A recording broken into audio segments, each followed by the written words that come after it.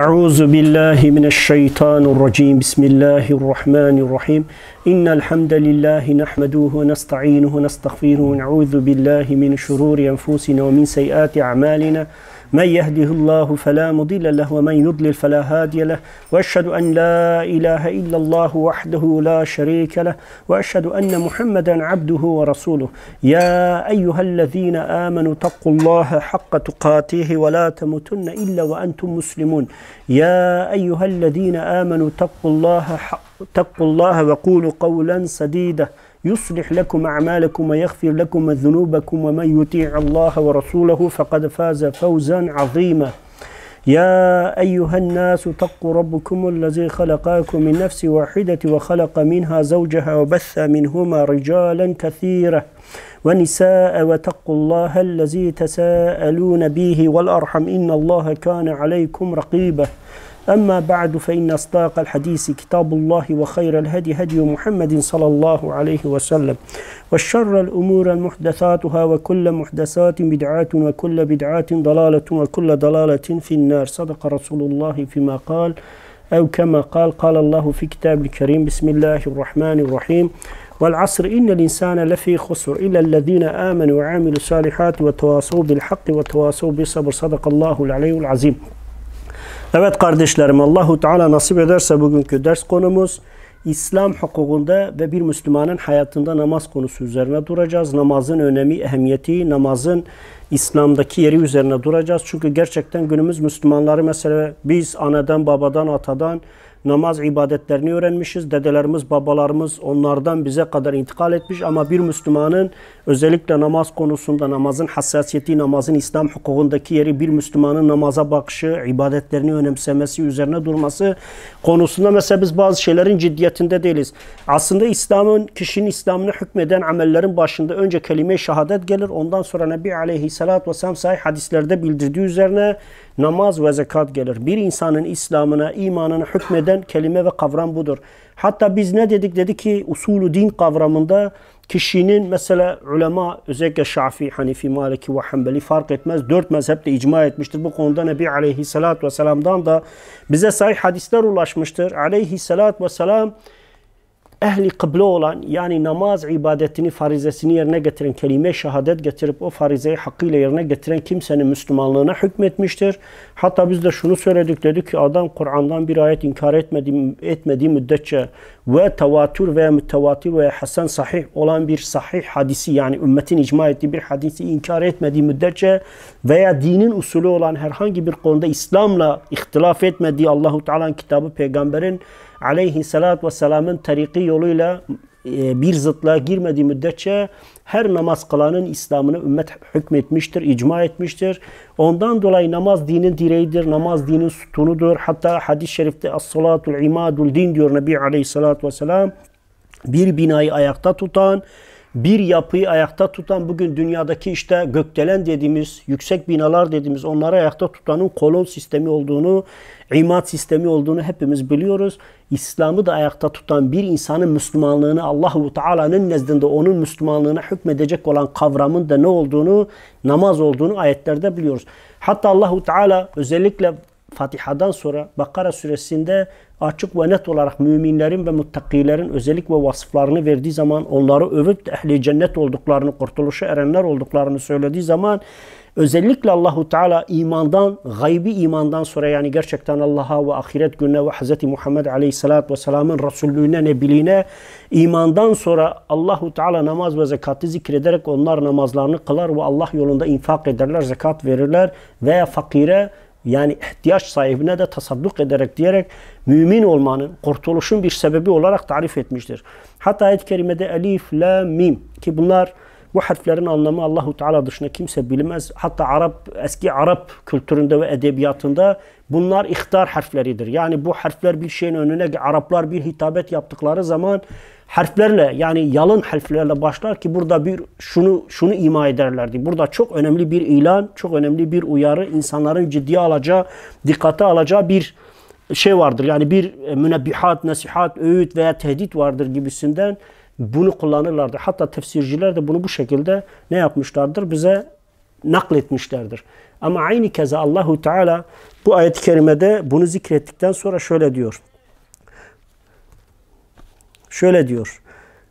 ذَٰلِكَ الْكِتَابُ لَا رَيْبَ ف۪يهِ هُدًى لِلْمُتَّقِينَ.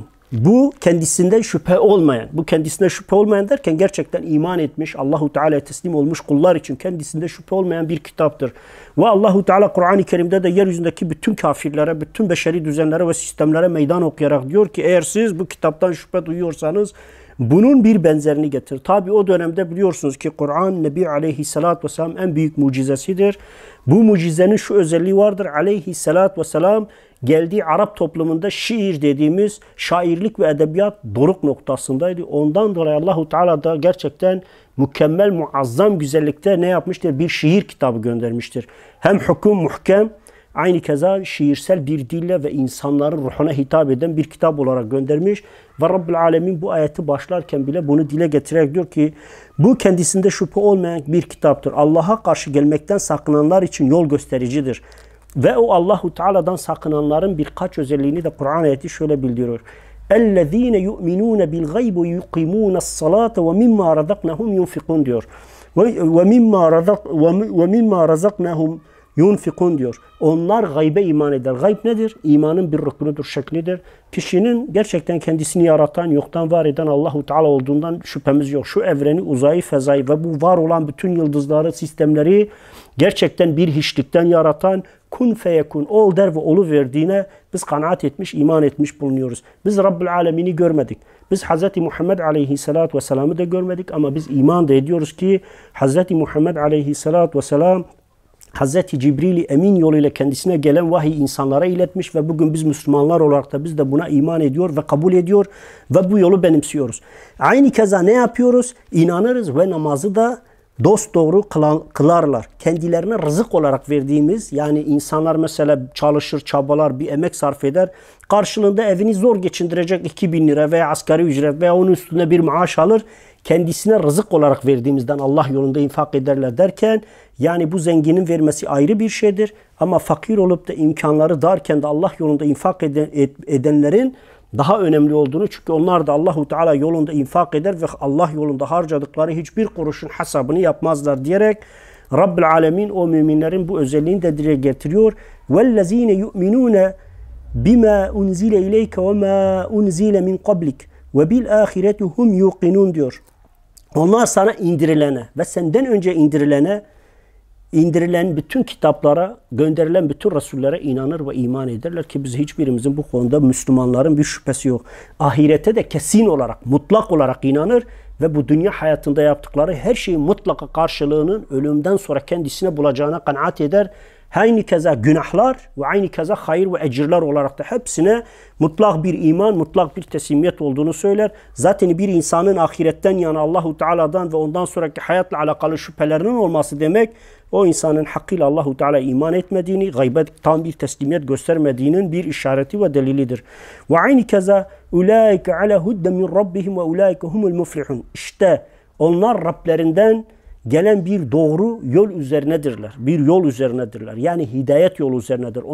Onların ölümünden sonra kurtuluşlarını garanti edecek bir istikamet üzerinde olduklarını ve kurtuluşa erecek olan Allahu Teala'nın rahmetine ve mağfiretine de mutlaka kavuşacak olanların bunların ta kendileri olduğunu söylüyor.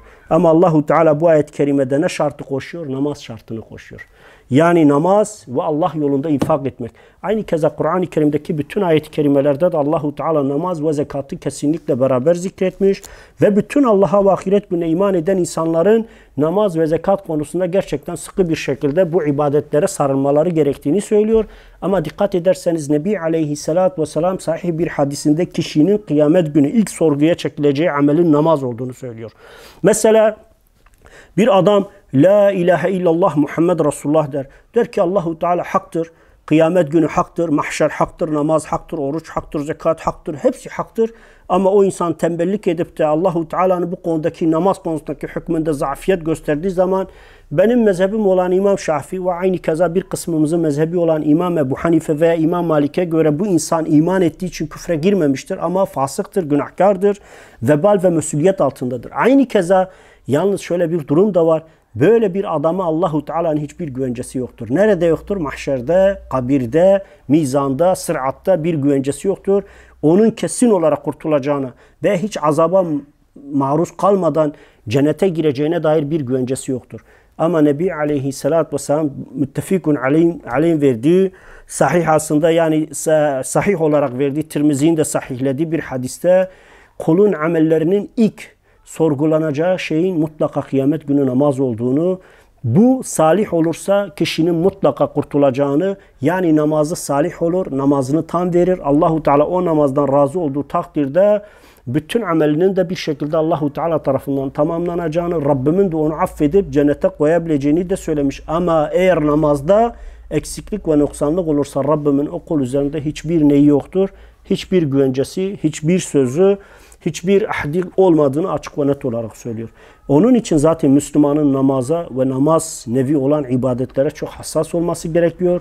Tabiri caizse bir insan İslam'ın ve imanın şartlarını kabul ediyor, ona göre yaşıyor, ona göre mücadele veriyorsa onun imanı ve müminliğinden Müslümanlar şüphe etmez.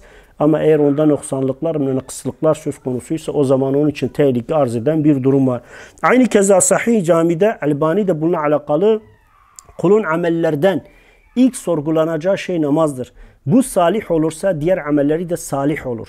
Eğer kulun bu konuda fasit bir ameli varsa diğer bütün amellerinde de fasit olacağını Nebi Aleyhisselatü Vesselam açık olarak haber vermiştir. Yani namazın sahih olması, eğer bir insan namazının hakkını veriyorsa, ibadetlerini huşu içerisinde bir takva ve ihlas ile yapıyorsa, kıyamet günü Allahu Teala onun imanını da, onun şehadetini de, onun amelini de kabul ettiği takdirde diğer konularda dilerse onu affedeceğini, onu bağışlayacağını, onu cennetine koyabileceğini, dilerse sorgusuz sualsiz onu cennete koyabileceğini, dilerse de günahlarının çokluğundan dolayı bir müddet cehennemde onu cezalandırdıktan sonra gene onu affedip cennete koyabileceğini, ama namaz konusu olmamışsa, kişide namaz yoksa, ki sahih hadislerde Nebi Aleyhisselatü Vesselam beynel küfri ve beynel şirkihi terkuhu salah, yani kişiyle şirk ve küfür arasındaki sınırın, çizginin namazın terki olduğunu sahih hadislerde söylüyor. Her ne kadar bu hadisler konusunda ümmet ihtilafa da düşmüşse, İmam Şafii ve İmam Ebu Hanife ve İmam Malik gibi ulema namazı terk eden insanın fasık olduğunu, nimet nankörlüğünde bulunduğunu, Allahu Teala'ya karşı küfrün dunul küfür, küfrün altındaki küfür fiilini işleyerek Rabbinin o kadar nimet ve rızık verdiği halde onun nankörce davranması ve kalu belada kendisine verdiği, Allahu Teala'ya verdiği sözde durmaması olarak tarif etse bile İmam Ahmed'e göre namazı terk eden, Nebi Aleyhisselatü Vesselam sahih hadislerini getirerek der ki bu küfürdür, kişiyi dinden çıkaran bir ameldir. Aynı keza Nebi Aleyhisselatü Vesselam zaten insanlarla savaşmakla emrolunduğunu, kim olursa olsun, yani kim olursa olsun insanlarla savaşmakla emrolunduğunu, ne zaman ki onlar kelime-i şehadet, namaz, zekat ve İslam'ın şartlarını yerine getirdiği, artık onun durumu Allahu Teala'ya kalmıştır. Hesabı da Allahu Teala'ya aittir. Onun İslam'ına, küfrüne Allahu Teala'nın karar vereceğini, ama bizim nezdimizde insanların İslam'ına hükmedecek olan şeyin namaz olduğunu, namaz ve zekat olduğunu açık ve net olarak söylüyor. Aynı keza Nebi Aleyhisselatü Vesselam Sahih Buhari ve Müslüm müttefikun aleyh verdikleri sahih bir rivayette umirtu en ukatilen nase hatta yeşhedü en la ilahe illallah diyor. Ben insanlarla savaşmakla emroldum. Çünkü bizim peygamberimizin şu özelliği vardır. Onun iki vasfı vardır. O rahmet ve savaş peygamberidir. Peygamber aleyhissalatü vesselam kadar yeryüzünde lider olup, bir toplumun önderi olup, onun kadar merhametli, onun kadar bağışlayan, onun kadar acıyan, onun kadar merhamet ve o duyguları gerçekten dorukta olan bir lider ve önder ve bir peygamber ben bilmem. Hz. Nebi Aleyhisselatü Vesselam çok merhametli ve şefkatlidir. Ama Allahu Teala ayetlerini indirdiği zaman, ona matlu veya gayri matlu vahiy gönderdiği zaman Nebi Aleyhisselatü Vesselam yeri gelmiştir. Özellikle mazlumlara, mustazaflara ve müminlere karşı gerçekten şefkat ve merhametin bütün belirti ve özelliklerini sonuna kadar göstermiş. Ama müstekbir ve zalim olan, zorba ve müşrik ve müstekbir olanlara karşı da gerçekten sert ve otoriter ve izzetli olduğunu da biz biliyoruz. İşte Nebi Aleyhisselatü Vesselam kişinin İslam'ına, kişinin Müslümanlığına, kişilerle olan münasebet, yani anlaşma vahidini dile getirdiği zaman umirtu en ukatilen nase hatta, insanlarla savaşmakla emroldum ta ki diyor.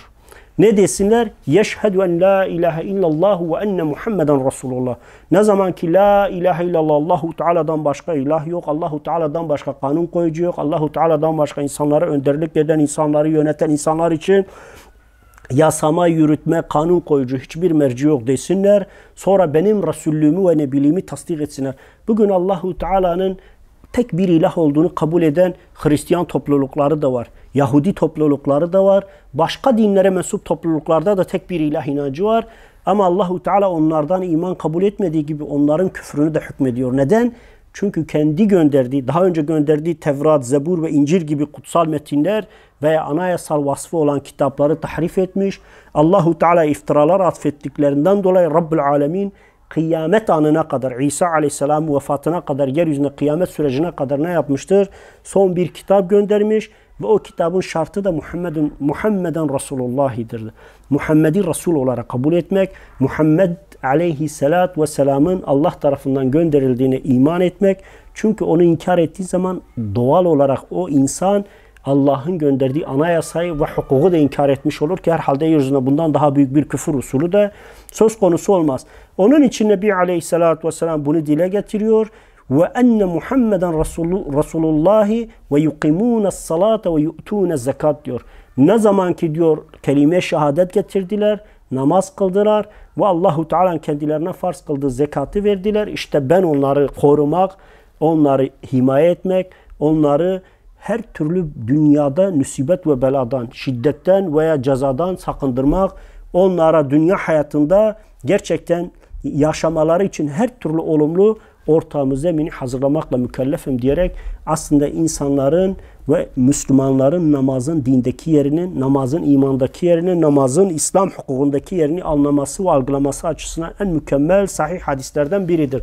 Çünkü gerçekten namaz ve zekat İslam'ın hakkıdır ve bu ikisini terk edenle savaşılacağına dair, savaşılıp harp edileceğine dair açık mutlak bir hükümdür. Yani dikkat edin ki Peygamber Aleyhisselatü Vesselam namazı terk eden, hatta namazı basite alan, hafife alanın küfrüne hükmetmiştir. Bu sahih hadislerle müteşekkil bize kadar ulaşmış. Aynı keza dikkat ederseniz İmam Şafii Rahimullah, İmam Ebu Hanife ve İmam Malik de namazı terk eden, namazı kılmayan bir insanın küfrüne hükmetmemişler ama şöyle bir şerh de koymuşlardır. Kim namazı hafife alır? Mesela hafife almaktan kasıt ki mesela İbn Hacer el-Asqalani El-İsabe'de bunu çok güzel izah ediyor. Diyor ki bir adam dese ki ben namaz kılmasam da cennete girerim, bu adam bu sözüyle kafir olur. Ve dinden çıkar, irtidat eder. Artık onun Allah'la bir anlaşması Rabbimin himayesinde değildir, güvencesinde değildir. Onun için cennet yoktur, onun için kabirde azapsız bir hayat yoktur. Artık o insan bir kafir hükmündedir diyor.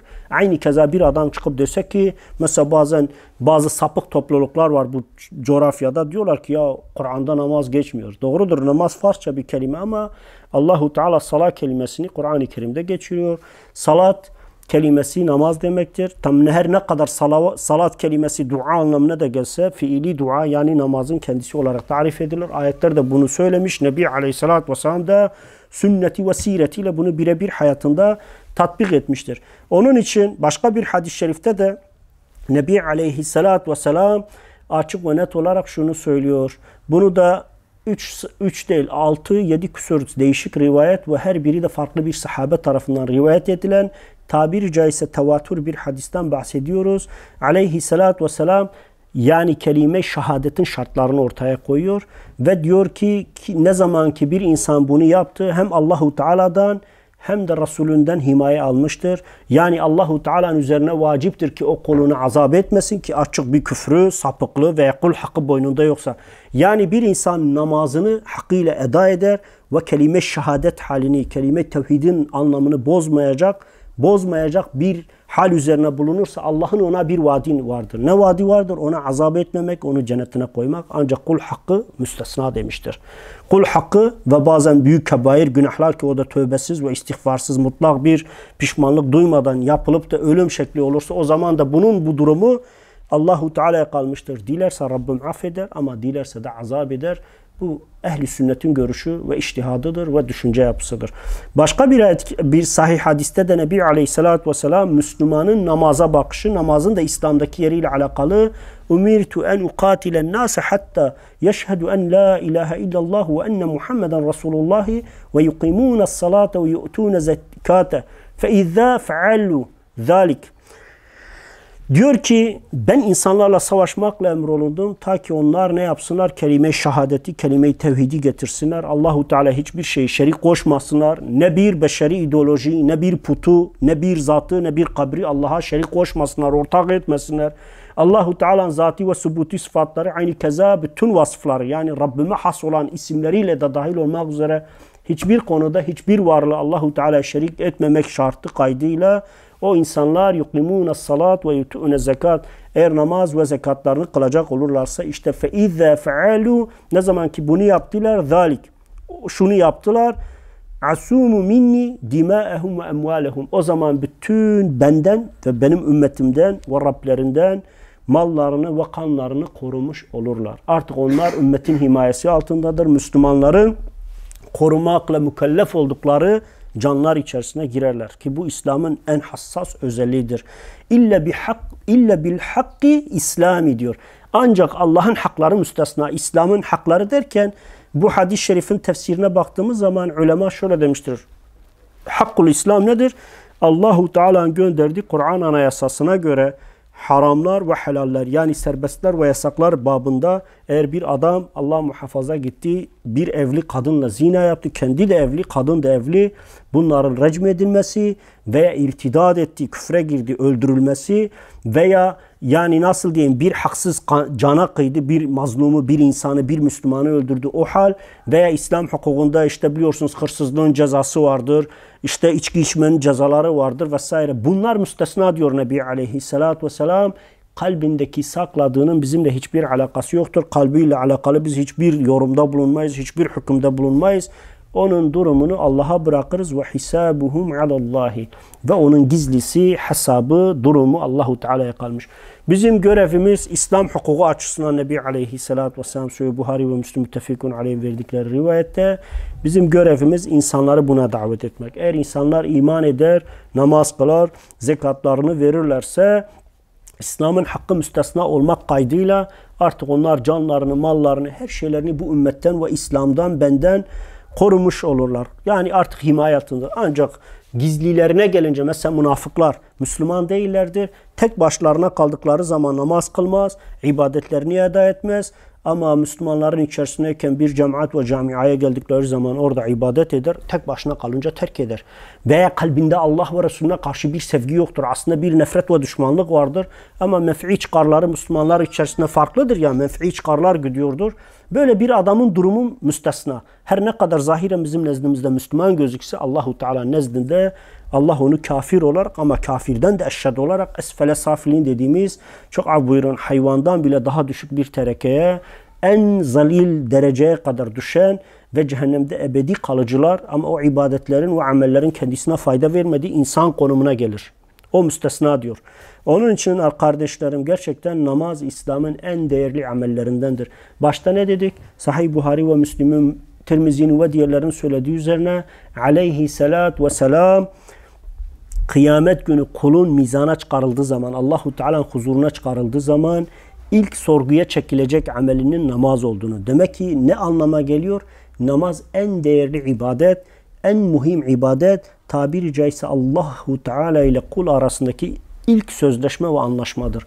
Eğer kul o sözleşme ve anlaşmaya riayet etmişse hakkını yerine getirmiş, namazlarını tamam kılmış ve sünneti ve nafilesiyle imkanları dahilinde kendisini Rabbine ibadete adamış ve mizana çıkarıldı. Kılması gereken 60-70 yıllık ömründe 5 vakit namazdan işte 40 bin namaz.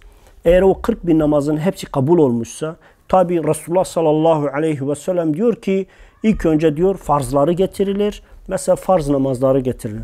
Eğer onun içinde eksik Allah'ın kabul etmediği namazlar varsa bu sefer sünnetler getirilir. Eğer oradan da yetmezse nafile namazlar getirilir ve bu şekilde eğer yettirirse yani o istenen 40 bin namazı yerine getirmişse Allahu Teala dilerse diğer konulardaki günahlarını, bak kul hakkı müstesna, kul hakkı ayrı bir şeydir. O kulla, yani insanın insanla özel hesaplaşmasıdır. Bir de canlıların, hayvanların da hakları vardır. Mesela ben haksız yere bir köpeği öldürdüğüm zaman bu Allahu Teala nezdinde büyük bir vebaldir. Hatta Nebi Aleyhisselatü Vesselam canlı olarak her varlığa karşı merhameti İslam emreder. Peygamber Aleyhisselatü Vesselam diyor ki Kudüs bir köpek bile olsa onu öldüreceğiniz zaman ona işkence etmeyin. Öldürülmesi gerekiyor. Çünkü Kudüs'tür, zarar veriyor. Hem insanlara ve diğer canlılara zarar veriyor. Mutlaka öldürülmesi gereken, çünkü kudurmuş bir canlı ve hastalık taşıyorsa onu bile öldürdüğünüzde işkence etmeyin. Ne ile? Onu öyle bir şekilde öldürün ki o hayvan acı hissetmesin diyor. O kadar ki İslam hayvan da olsa, insan da olsa haklarını savunur. Ondan dolayı her hakta insan kul hakkı olan, kul derken canlı varlıklar hepsi kuldur yani. Onların hakkı müstesna olmak üzere eğer namazda hakkıyla bir insan hesap verebiliyorsa Allahu Teala kendi haklarından vazgeçer. Şirk müstesna. Çünkü şirk fiilini işleyen bir insandan Allahu Teala hiçbir namazı ve ibadeti, hiçbir zekatı ve hiçbir hayır ve hasenatı kıyamet günü kabul etmez. Ondan dolayı zaten Müslümanların da gerçekten elinden geldiği kadar şirk fiilinden de uzak olması gerekiyor.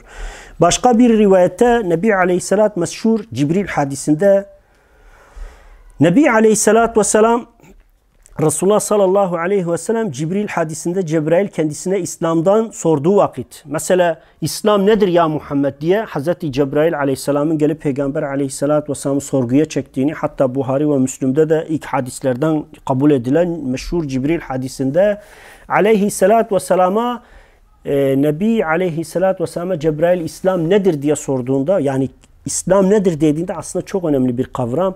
Burada bir de tekfircilere de cevap vardır. Resulullah sallallahu aleyhi ve sellem el-İslamu en şehadete en la ilahe illallah ve enne Muhammeden Resulullah sallallahu aleyhi ve sellem diyor. Nebi aleyhissalatü vesselam Allah'tan başka ilah olmadığına, benim de Resul olduğuma kabul etmek. Yani birinci şart olarak kelime-i şehadeti söylemek ve yuqimus salate ve yu'tiyez zekate diyor. Ve namaz kılmak ve zekat vermek ve tasumu Ramazan ve Ramazan orucunu tutmak ve tuhaccul beyte, Allah'ın evini ziyaret etmek, in istata'tel ileyhi sebile, eğer oraya gidebilecek bir yol bulursa, yani fakir değilse, zenginse, imkanı el veriyorsa Allahu Teala'nın evini ziyaret etmekle mükellef olduğunu, bunun da İslam olduğunu, yani aslında insanın İslam'ına neyle hükmedilir? Eğer o insan kelime şehadet getiriyorsa, o insan namaz kılıyorsa, o insan zekat veriyorsa, o insan Ramazan orucunu tutuyor ve hacca gidiyorsa, artık o insana açık bir küfür derken Kur'an-ı Kerim'in muhkem bir ayetini inkar etmediği müddetçe veya İslam ulemasının icma ettiği şer'i bir mesele, mesela namaz gibi, oruç gibi, hac gibi bir şeyi inkar etmediği müddetçe kimsenin küfrüne hükmedilemeyeceğini, durumunun ve hesabının Allahu Teala'ya bırakılması gerektiğini açık ve net olarak ortaya koyan meselelerden biridir. Namaz Resulullah sallallahu aleyhi ve sellem dünyayı terk ederken ki son vasiyetidir. Düşünebiliyor musunuz? Hz. Muhammed aleyhissalatü vesselam ölüm döşeğinde ve sekarat-ül mevt acısını bile hissederken sahabeye diyor ki sahabeye şöyle demiş: namaz, namaz, namaz, elinizin altındakilerine de emredin. Yani namazı unutmayın. Sakın namazla bağınızı kesmeyin. Ama size vasiyet ediyorum, namazınızı terk etmeyin diye onun son neyidir? Son tavsiyesidir bu ümmette. O kadar ki namaz İslam'da önemli. Biz bakıyoruz ki Hazreti Ömer ve İmam Ali namazın üzerinde hançerlendikleri halde, hatta ölüm döşeğinde Hazreti Ömer namaz vakti geliyor.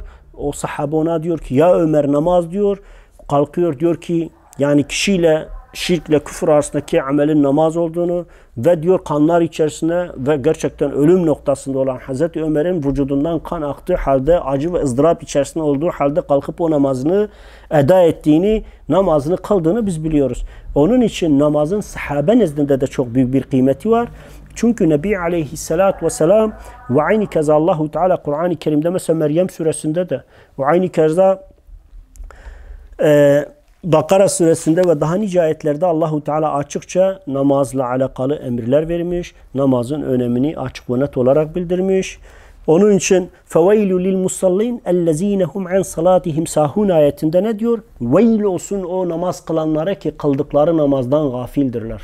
Çünkü kişinin namazından gafil olması nedir diye sorduklarında sahabeden Abdullah İbni Mesud bunu çok güzel izah etmiş.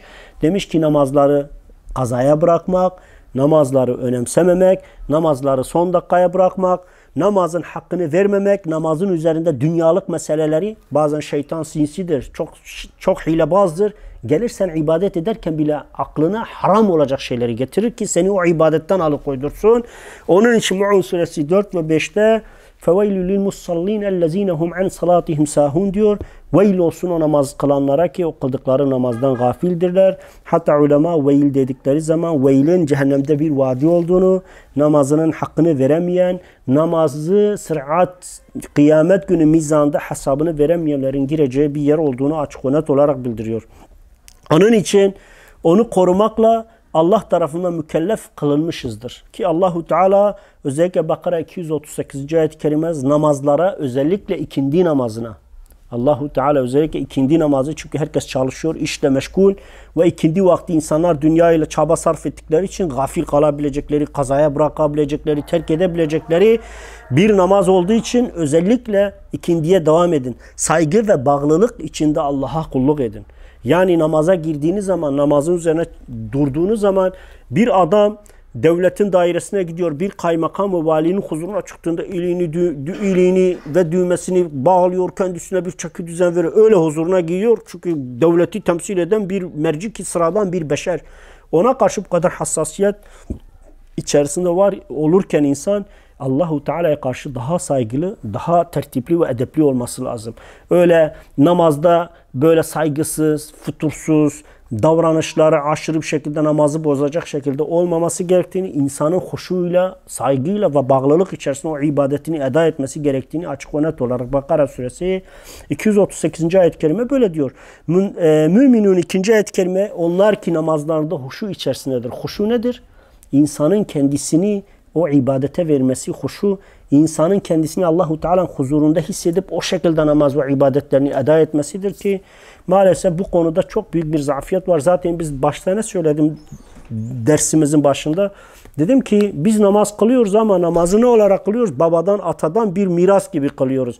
Yani geleneksel bir vasıfla kılıyoruz. Mesela aynen hadis-i şeriflerde Nebi Aleyhisselatü Vesselam bildirdiği üzerine böyle bir horozun yerden taneleri toplaması gibi, o yerden yemek topluyor ama vuruyor topluyor. Biz aynen öyle namaz kıldığımız zaman zaten o namazdan gafil bir şekilde o ibadeti ediyoruz. Huşudan eksik olarak yapıyoruz ve çoğu namazlar vardır ki Nebi Aleyhisselatü Vesselam diyor ki kişi namazını bitirir, melekler onu 1. kat semaya çıkarır.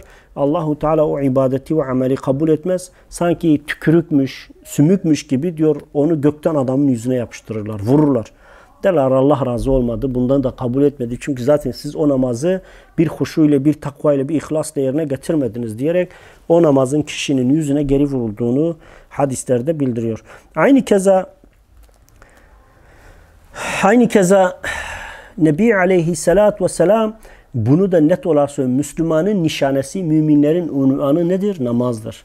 Ve bununla alakalı da çok sahih hadisler vardır. Müslüm diyor ki Nebi Aleyhisselatü Vesselam beynel mer'u beynel raculi ve beynel küfri terkuhu salah hadisinde İmam Müslüm diyor ki kişi ile küfrün arasında namazın terki vardır. Yani kişiyi dinden uzaklaştıran, kişiyi İslam'dan uzaklaştıran amelin namaz olduğunu söylüyor. Hatta başka bir rivayette de Aleyhisselatü Vesselam şöyle diyor.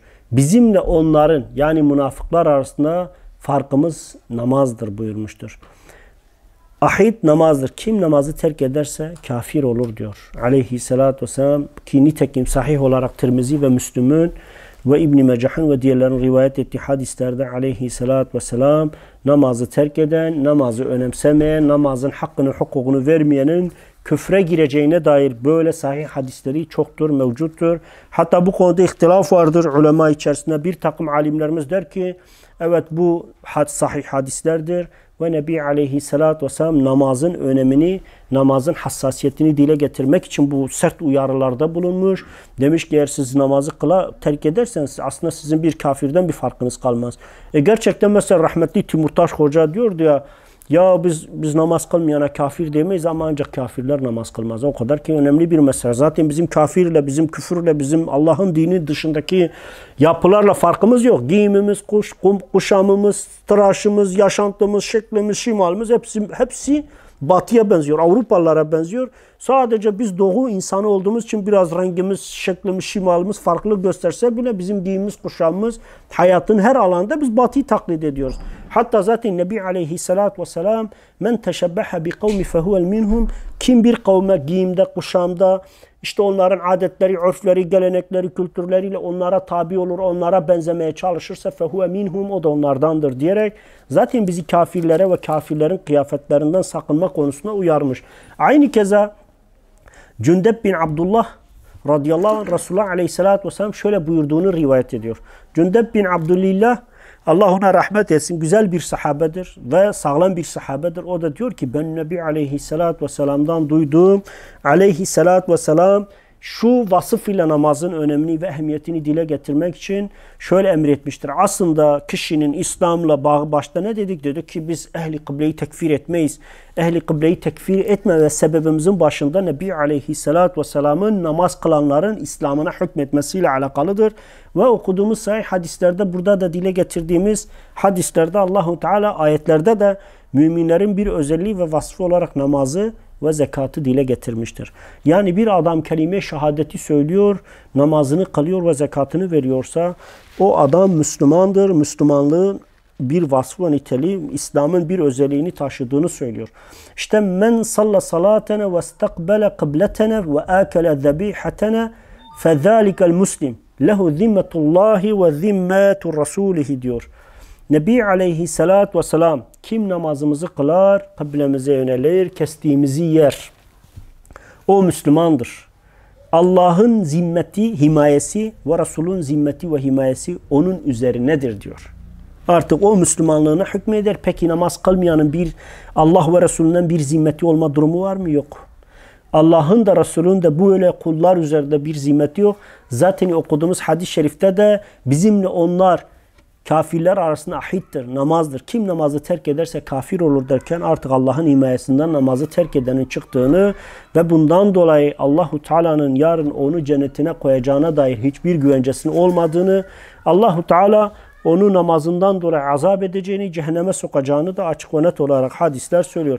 Nitekim Abdullah İbni Mes'ud'dan gelen bir rivayette o da Munzir bin Sava şöyle yazdı. Şöyle rivayet etmiş. Diyor ki ben Abdullah İbni Mes'ud'dan işittim. Resulullah Aleyhisselatü Vesselam El-Munzir bin Sava'ya şöyle yazdı. Şöyle yazdı. Men salla salatena ve istakbele kıbletena ve akele zebihatena fezzalikumul muslimu lehu zimmetullahi ve zimmetur rasuli sallallahu aleyhi ve sellem.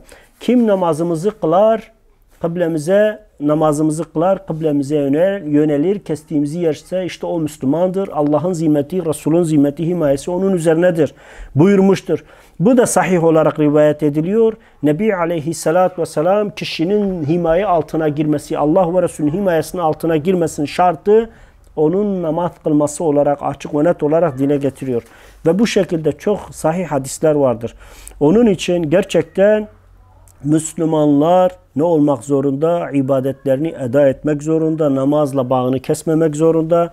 Çünkü kişinin kıyamet günü ilk sorguya çekilip ama hesabını vermediği takdirde de Allahu Teala'nın cezalandırmasına müstahak olacak olan amelin namaz olduğunu, müminin nişanesi, İslam'ın alametinin namaz olduğunu biz biliyoruz. Ve namazı önemsemeyen insanın mutlaka Allahu Teala tarafından azaplandırılacağını da biz biliyoruz kardeşlerim. Onun için gerçekten böyle iş ibadette, iş kulluğa, iş Allahu Teala'ya karşı verdiğimiz sözlere gelince nasıl bir iş yerinde çalışıyorsak bir asgari ücret almak uğruna o kadar adamların işlerinde ehemmiyet gösteriyoruz. İşlerin üzerine duruyoruz. Hassasiyetle, titizlikle çalışıyoruz. Öyle de Rabbimize karşı verdiğimiz sözümüzü yerine getirmemiz, namaz ve ibadetlerimizi eda etme konusunda tavizsiz olmamız, bu konuda hassas davranmamız gerekiyor. İş namaza gelince nasıl dünyalık çabalarımız kuvvetliyse, nasıl dünyanın peşinde koşuyorsak, hiçbir işi kaçırmamak uğruna sağa sola seferler düzenliyor, koşup gidiyorsak, o şekilde iş ibadette Allahu Teala'ya verdiğimiz, kalu belada verdiğimiz söze gelince o şekilde ne yapmamız gerekiyor? mutlaka namaza ve ibadetlerin ehemmiyetine önem vermemiz gerekiyor. Ya işte ben kılmazsam, bu namazı kılmazsam da olur gibi asla kullanmamak lazım. Çünkü bir sözdür, atasözüdür, bir alışmış kudurmuşa benzer. Bir insan bir sefer taviz vermeye başlarsa onun en büyük kurdu, onun en büyük insanın kurdu şeytandır biliyorsunuz. O kurt devreye girer ve o insanı ta namazı bırakıncaya, İslam'la bir bağı kalmayıncaya kadar onu kötülük ve batıl peşinde sürükler, çeker demiştir. Onu da unutmayalım kardeşlerim. Onun için iş namaza gelince namaz gerçekten önemlidir. Nebi Aleyhisselatü Vesselam hatta namazın günahların ve hataların kefareti olduğunu ve Nebi Aleyhisselatü Vesselam abdesti dile getirdiği zaman diyor ki sahabe, diyor bir nehir düşünün evinizin önünden geçiyor. Sonra siz de oradan ne yapıyorsunuz? 5 vakit abdest alıp yıkanıyorsunuz. Sizce böyle bir insanda kir ve pas ve pislik kalır mı deyince sahabe yok ya Resulullah diyor. 5 sefer yıkanan kir üzerinde kalır mı? İşte namaz da öyledir. Kul namazını huşuyla yaptığı zaman o iki namaz arasında işlediği günahlarına kefaret olur. Onların silinmesine sebep olur. Sonra eğer Ramazan'dan Ramazan'a orucunu tuttuğu zaman o da ikisi arasında kefaret olur. Sonra Cuma'dan Cuma'ya namazlarını eda ettiği zaman o da kefaret olur. Bunlar hep sahih rivayetlerle bize bildirilmiş. Nebi Aleyhisselatü Vesselam açık ve net olarak diyor namaz diyor nice şeylerin kişinin diyor hatalarını siler. Hatta bununla alakalı Aleyhisselatü Vesselam şöyle buyuruyor. İçinizden birinin kapısı önünde bir nehir aksa ve günde 5 defa oradan yıkansa üzerinde kirden bir eser kalır mı diye sorduğu zaman sahabe hayır ya Resulullah dedi. Kirden hiçbir eser kalmaz. İşte 5 vakit namaz da bunun gibidir. Allah bununla tüm hataları ve günahları siler buyurmuştur. Sahih Müslim'de geçen. Başka tergib ve terhipte geçen sahih bir hadiste de 5 vakit namaz arasında işlenen günahlara mutlaka ibadet ve namaz kefarettir buyurmuştur. Başka bir rivayette aleyhissalatü vesselam bir namaz kıldıktan sonra diğerini beklemek meleklerin ve kul için istiğfarda bulunmasına mutlaka bir sebeptir. Bir Müslüman öğleni kıldı ama inşallah vakit gelir de ikindiyi kılarım dediğinde melekler o iki namaz arasında onun için istiğfar eder. Onun için tövbede bulunur ve Allahu Teala'nın onu affetmesini, günahlarını silmesini talep ettikleri sahih hadislerde bildirilir. Hatta bununla alakalı aleyhissalatü vesselam şöyle buyuruyor. Biriniz namaz alıkoydukça melekler onun adına şöyle derler. Allah'ım yerinden kalkmadıkça ve abdesti durdukça onu bağışla ve ona merhamet et. Sahih Buhari'de geçiyor. Bir Müslüman abdest aldı ve abdestli bir şekilde namazını ve ibadetini bekliyor. Hatta Nebi Aleyhisselatü Vesselam onu Allah yolunda cihat gibi, kafirlere karşı ribat gibi göstermiş ve demiştir ki bir Müslümanın bir namazdan öbür namazı gözetlemesi, Ramazan'dan Ramazan'ı gözetlemesi, Cuma'dan Cuma'yı gözetlemesi işte bu ribattır, Allah yolunda cihattır demiştir. Yani bununla da kıyas etmiştir. Onun için gerçekten namazdan daha önemli bir ibadet yoktur. Hatta Nebi Aleyhisselatü Vesselam Allahu Teala nezdinde en sevimli amelin ibadetin namaz olduğunu, Davud Aleyhisselam'ın namazıdır. Gecenin yarısında uyur ve 1/3 namazla geçirirdi. Ve bundan dolayı Allahu Teala onu en hayırlı ve en faziletli amel ve namaz olarak kabul etmiştir. Onun için gerçekten kardeşlerim namaz. Nebi Aleyhisselatü Vesselam vefat döşeğindeyken de namaz, sakın namazlarınızı terk etmeyin. Evlatlarınıza, çocuklarınıza, sizin elinizin altındaki hanımlarınıza da namazı kıldırtın. Namazı terk etmemelerini sağlayın. Çünkü evin bereketi, evin izzeti namazdır. Bir evde namaz kılınmıyorsa o ev kabir gibidir. Bir evde namaz kılınmıyorsa o evde şeytanlar ve cinler cirit atar. İstedikleri gibi insanlara musallat olur. İnsanlara her türlü kötülüğü ve şerri de telkin eder ve yaptırırlar. Bunu hiçbir zaman unutmayın kardeşlerim. Rabbim hepinizden razı olsun. Allahu Teala bizleri Kur'an ve sünnetten, haktan ve şeriattan ayırmasın. İlahi salli ve sellim ya Rabbi ala habibike Muhammed Mustafa ala kulli ashabi kulli ecmaîn ve şuhedâi ve salihin lillahi Teala el-Fatiha. Salavat.